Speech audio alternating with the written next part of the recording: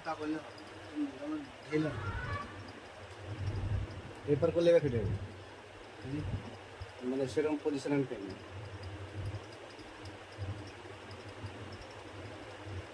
হাঁটবে না ওইখানে হবে মিটলে ওইখানে হবে যাবে না লিখে যাবে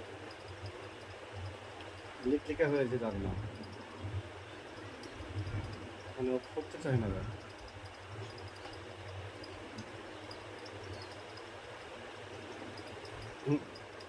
ওই পার করতে গেলে ওটা ভিন যাবে